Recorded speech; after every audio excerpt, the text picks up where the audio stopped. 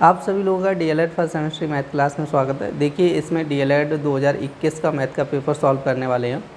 तो देखिए इसमें वस्तुनिष्ठ और अतिलोकोत्तरीय प्रश्नों को देखने वाले हैं। तो जिन लोगों ने अभी तक चैनल को सब्सक्राइब नहीं किया है कृपया वो लोग चैनल को सब्सक्राइब कर लें और ज़्यादा से ज़्यादा शेयर करें जिससे कि ज़्यादा से ज़्यादा लोग जुड़ सकें। तो देखते हैं आज की क्लास का जो फर्स्ट क्वेश्चन दिया गया वो क्या दिया गया। देखिए सबसे पहले वस्तुनिष्ठ क्वेश्चनों को देखना है और आप लोगों को बताया था कि जो वस्तुनिष्ठ क्वेश्चन होते हैं, ठीक है, उनको हल नहीं करना होता है, केवल डायरेक्ट हमें क्या करना है, आंसर लिखना होता है। तो ये क्वेश्चन आप लोग रफ पर पीछे कॉपी में कहीं पर भी हल कर सकते हैं, ठीक है। तो जैसे प्रश्न नंबर आपका फर्स्ट दिया गया, तो प्रश्न नंबर 1, ठीक है, तो इसका डायरेक्ट आपको उत्तर लिखना है।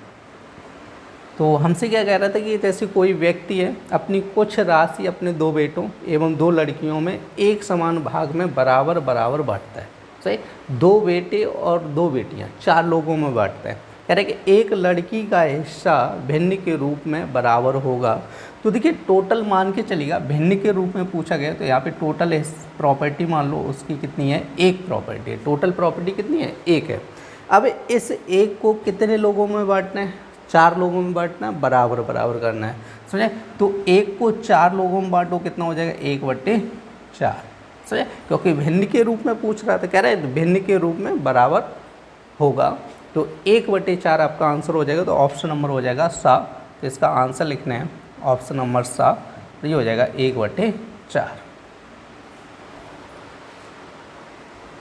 देखिए नेक्स्ट क्वेश्चन क्या कह रहा है, कह रहे हैं 31.0435 में अंक 5 का स्थानीय मान ज्ञात कीजिएगा। तो देखिए इस टाइप से क्वेश्चन आप लोगों को बता चुका हूँ कि दशमलव के बाद में यदि आपका पूछा जाए स्थानीय मान, ठीक है, तो हम लोग क्या करते हैं, जैसे हमें 5 का कह रहा है ना, ये सब 5 का कह रहा, तो को 5 का स्थानीय मान निकालना है तो 5 बट्टे करना होता है। देखो पॉइंट के इधर की संख्याओं का निकालना होता है तो हमें क्या करना होता है, बट्टे, और पॉइंट के इस साइड चलना होता है, ठीक है। इस साइड का मतलब आपका हो जाएगा दाईं साइड चलना होगा। यदि दाईं साइड चलेंगे तो हमें क्या करना होगा, बट्टे में रखना होता है, और पॉइंट के बाईं साइड चलते हैं तो हमें क्या होता है, गुणा करना होता है, समझे। गुणा करने का मतलब ये होता है, जैसे आपसे पूछा जाए 3 का बताओ, तो 3 के पीछे कितने अंक हैं बताओ, 1 अंक है ना, तो 10 का गुणा करना होगा, समझे। अब यहाँ पर पूछा गया 5 का, तो 5 देखो पॉइंट से कितने अंक दूर है, 4 अंक दूर है, तो 1 के पीछे 4 जीरो लगा दीजिएगा, ठीक है। तो ये हो जाएगा 5 बट्टे कितना हो जाएगा आपका, 10,000 हो जाएगा। तो देखो इसको लिखना है प्रश्न नंबर 2 और इसका उत्तर हो जाएगा ऑप्शन नंबर कौन सा है, वाह। आंसर क्या हो जाएगा, 5 बट्टे आपका 10,000। क्लियर है। अब देखिए क्वेश्चन नंबर 3 क्या कह रहा है कि संख्या 5 का अपवर्त ज्ञात कीजिएगा।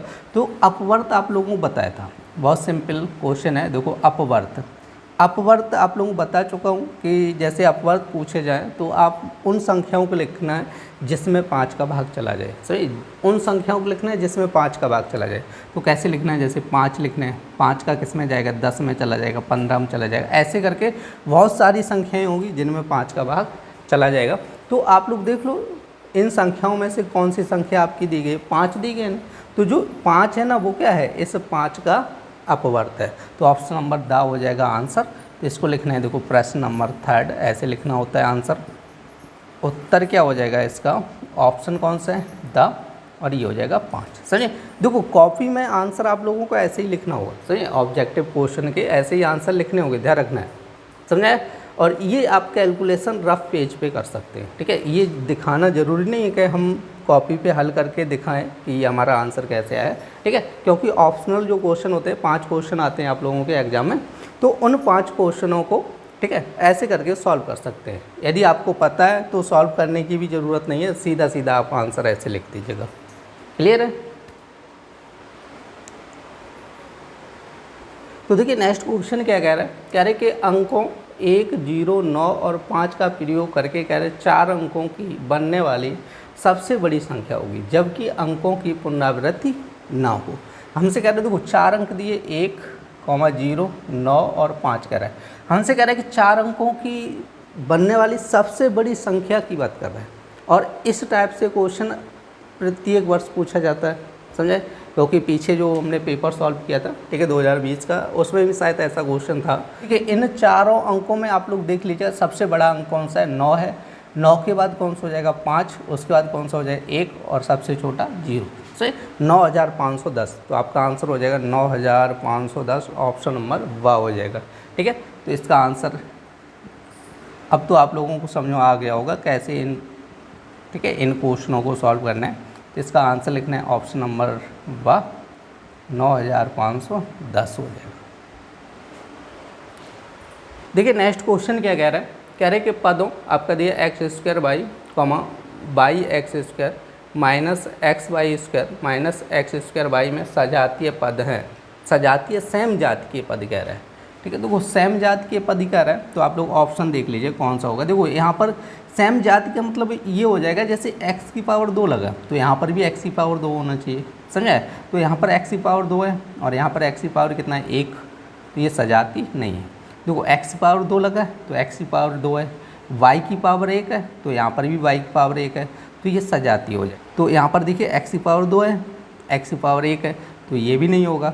यहाँ पे कह रहा है x की पावर 1 और x की पावर 2, तो ये भी नहीं होगा, सही। तो आपका आंसर हो जाएगा ऑप्शन नंबर वा हो जाएगा। तो इसका आंसर लिखना है, जैसे प्रश्न नंबर कौन सा हो जाएगा 5 और इसका लिखना है उत्तर हो जाएगा ऑप्शन नंबर वा। ठीक है, तो क्या लिखना है x² बाई और माइनस x² बाई। ठीक है, तो ये आंसर हो जाएगा।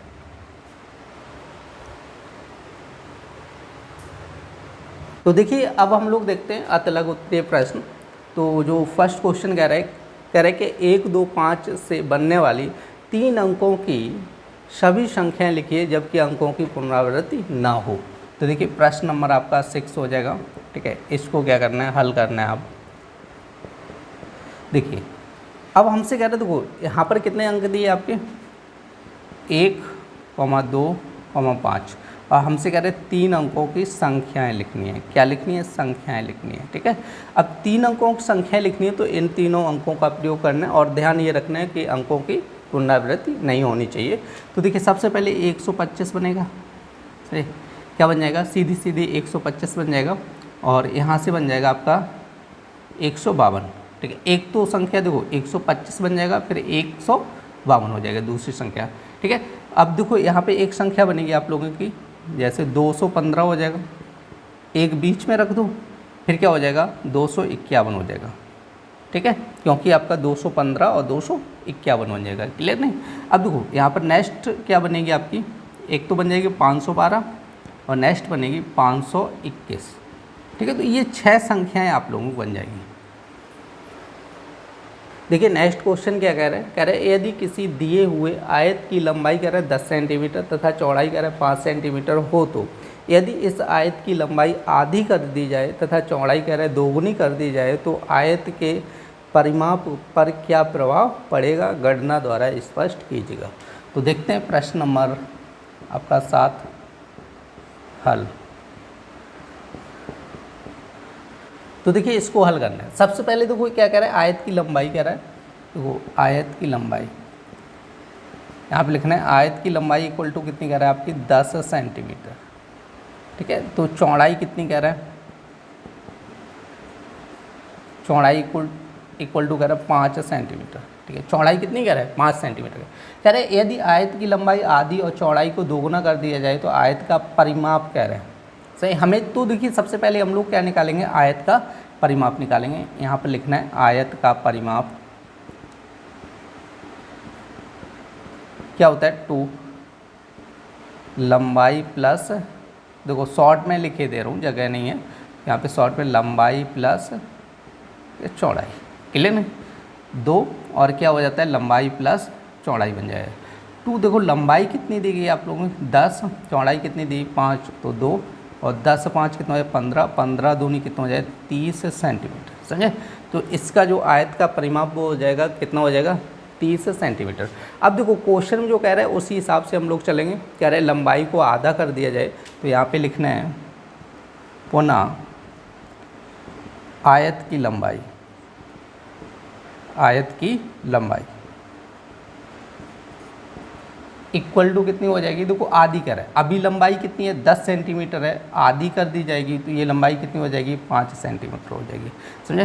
तो चौड़ाई लिखिएगा यहाँ पर देखिए इसी टाइप से आप लोगों को एग्जाम में सॉल्व करना होगा, कायदे से लिख के करना है, समझे। शॉर्ट में कुछ भी सॉल्व नहीं करना है। अगर आप लोग चाहते हो कि अच्छे नंबर आ जाएँ तो पूरा डिटेल से सॉल्व कीजिएगा, समझे, तभी नंबर मिलेंगे।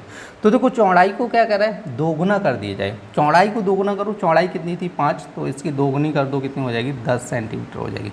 कितनी हो जाएगी 10, 5 का दोगुना करो 10 हो जाएगा।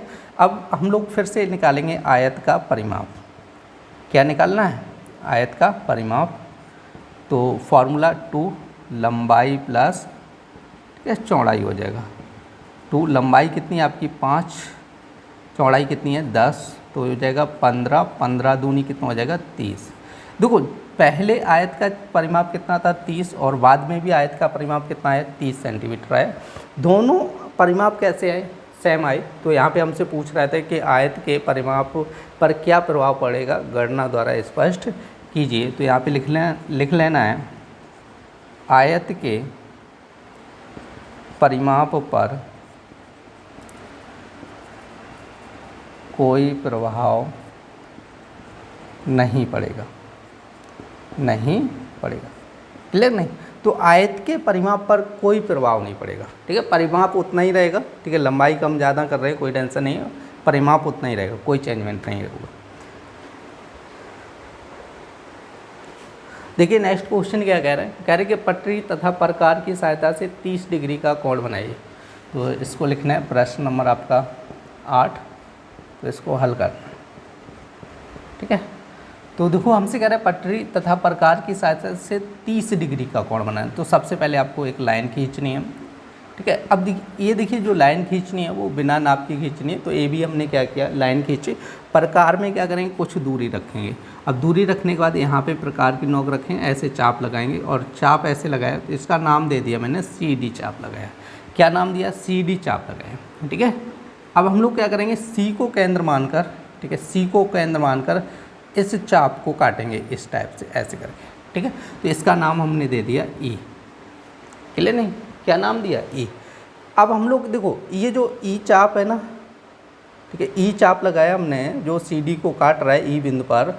यदि हम लोग यहाँ से होती हुई लाइन खींचेंगे, ठीक है, तो ये बन जाएगा 60 डिग्री का कोण। लेकिन हमसे पूछा गया है 30 डिग्री का कोण। तो हम लोग क्या करेंगे, 60 डिग्री का आधा कर देंगे, क्योंकि 60 का आधा कितना हो जाता है 30 हो जाएगा।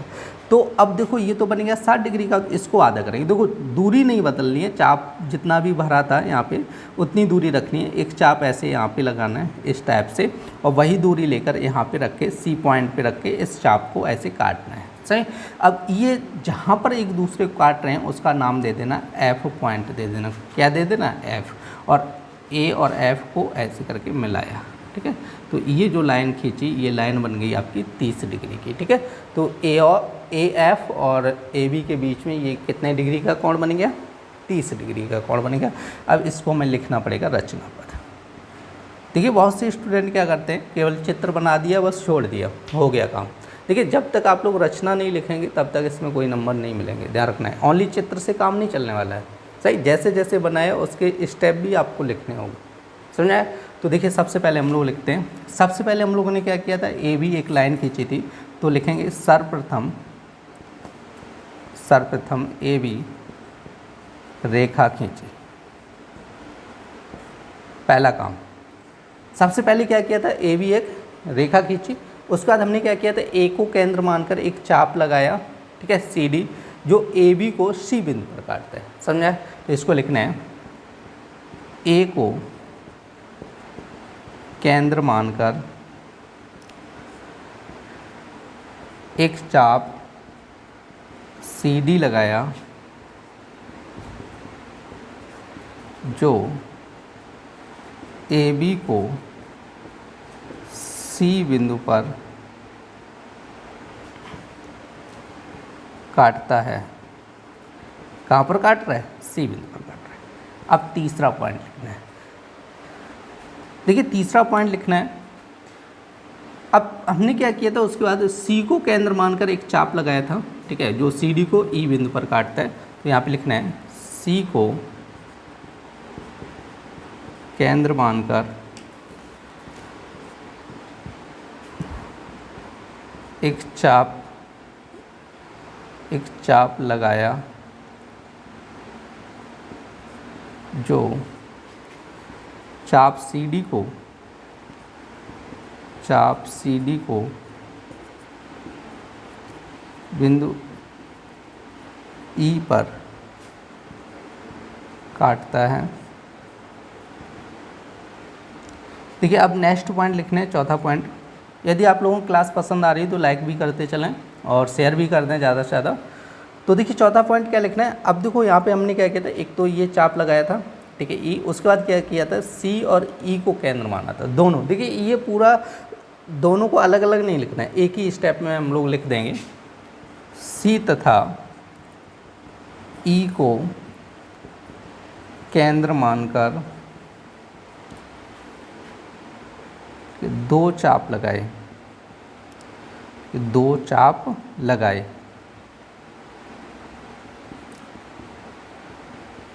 लगाए जो एक दूसरे को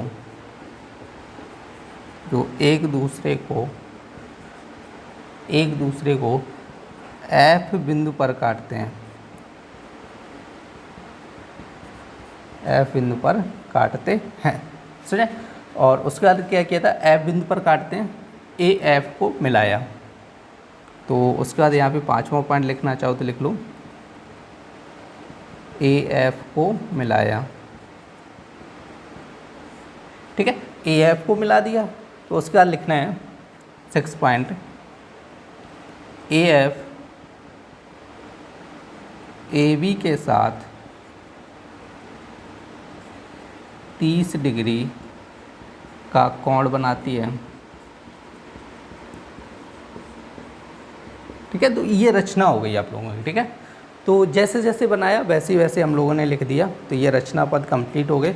देखिए ये कोई फिक्स नहीं होता है, 6 पद लिखने हैं आपको, ठीक है। आप चाहो तो 2 पदों 3 पदों में कंप्लीट कर सकते हैं, 4 पदों में भी कंप्लीट कर सकते हैं, जैसे आपको समझ आ रहा है वैसे आपको लिखना है, सही। कोई नंबर भी ना डालो, एक ही लाइन में आप लिख दो सारी बात, तो भी आपका सही माना जाएगा। ये कोई ज़रूरी नहीं होता है कि आप पॉइंट में ही लिखिएगा, सही। आपको जैसे समझ आ रहा है वैसे लिखिएगा, कोई दिक्कत वाली बात नहीं है। देखिए नेक्स्ट क्वेश्चन क्या कह रहा है, कह रहे हैं 100 का 3/4 प्लस 920 का 30% सरल करें। तो आपका प्रश्न नंबर 9, तो इसको हल करना है। तो देखिए सबसे पहले क्या करना है, 100 का 3/4 प्लस 920 का 30%। पहले तो ये क्वेश्चन पूरा लिख लिया, ठीक है। अब देखो का मतलब क्या होता है, गुणा। तो 100 का 3/4 प्लस 920 का गुणा 30% का मतलब हो जाएगा 30/100। अब देखो इसको हल करना है, 0 से 0 और ये 0 से 0 कैंसिल हो जाएगा, 4 से काटेंगे ये 25 हो जाएगा। तो ये बनेगा 25 × 3 प्लस 92 × 3, सही। 25 × 3 करेंगे तो 75 हो जाएगा, 3 का गुणा करो 3 दूनी 6, 3 × 9 हो जाएगा 27। तो देखिए इसको जोड़िएगा, 6 5 कितना हो जाएगा आपका 11 हो जाएगा, 7 7 14 और 1 कितना हो जाएगा 15, 1 और 2 और 1 हासिल 3। तो इसका आंसर हो जाएगा 351। देखिए नेक्स्ट क्वेश्चन क्या कह रहा है, 4 अंकों की बड़ी से बड़ी संख्या की उत्तरवर्ती या अनुवर्ती प्राकृत संख्या लिखेगा। तो आपका प्रश्न नंबर कौन सा है, 10 कह रहा है, ठीक है। तो इसका आपको हल करना है। तो सबसे पहले 4 अंकों की बड़ी से बड़ी संख्या माननी होगी, 4 अंकों की बड़ी से बड़ी संख्या, 4 अंकों की बड़ी से बड़ी संख्या कितनी हो जाएगी आपकी, 4 बार 9 बना लेना, 9999 हो जाएगी। तो हमसे कह रहे हैं कि अनुवर्ती संख्या है, क्या पूछेगी, अनुवर्ती प्राकृत संख्या। तो यहाँ पे लिखना है अनुवर्ती संख्या इक्वल टू क्या हो जाएगा, देखो अनुवर्ती पूछता है तो 1 प्लस कर देते हैं। तो यहाँ पे 1 प्लस करेंगे कितना हो जाएगा, 9 और 1 10 हो जाएगा, फिर 10 हो जाएगा। तो यहाँ पे पूरा 10,000 बन जाएगा, ठीक है। अभी कितना था 9,999, 1 प्लस करेंगे तो कितना हो जाएगा 10,000 हो जाएगा। क्लियर नहीं। अब देखो प्रश्न नंबर आपका 11, इसको हल करना है। तो हमसे कह रहे हैं कि रोमन संख्या L किस प्राकृत संख्या को प्रदर्शित करता है। तो हमसे कह रहा है कि जो रोमन संख्या एक L है किस प्राकृत संख्या को प्रदर्शित करता है। तो ध्यान रखना है कि जो L है वो आपकी 50 को प्रदर्शित करेगा। क्लियर नहीं। किसको प्रदर्शित करता है, 50 को। इसी तरह आप लोग देख सकते हैं, देखो ये तो आपका पूछा था इसमें कि जो एल है वो किसको प्रदर्शित करता है, 50 को। अब देखो यदि हम लोग 100 की बात करें, 100 का मतलब हो जाता है सी, 500 की बात करते हैं तो ये हो जाता है डी, और 1000 की बात करेंगे तो ये हो जाता है एम। ठीक है, तो ये 3 भी याद रखना। हो सकता है एग्जाम में पूछते, अभी तो आपका एल का पूछा है 50, तो हो सकता है इस वर्ष के एग्जाम में एम का पूछते, डी का पूछते, किसी का भी पूछ सकता है, तो ध्यान रखना है। 100 की बात करते हैं तो सी हो जाएगा, 500 की डी, 1000 का एम हो जाता है। देखिए इस क्लास में हम लोगों ने 2021 का मैथ का पेपर सॉल्व किया था। उम्मीद करते हैं आप लोगों को समझ में भी आया होगा, आप लोग सीखते भी चल रहे होंगे कि एग्ज़ाम में पेपर को सॉल्व कैसे करना है। क्योंकि देखिए जो पेपर जैसे आप लोगों को एग्ज़ाम में हल करना है वैसे ही हम यहाँ पर आप लोगों का हल करा रहे हैं कि जिससे कि आप लोगों की बैक ना लगे। कि हम तो अपना पूरा काम कर रहे हैं क्योंकि पेपर को कायदे से ही सॉल्व करा रहे हैं, लेकिन आप लोग भी अपना काम करते रहिएगा, लाइक करें और शेयर करें ज़्यादा से ज़्यादा, जिससे कि ज़्यादा से ज़्यादा लोग जुड़ सकें। तो फिर मिलते हैं नेक्स्ट क्लास में, तब तक के लिए धन्यवाद।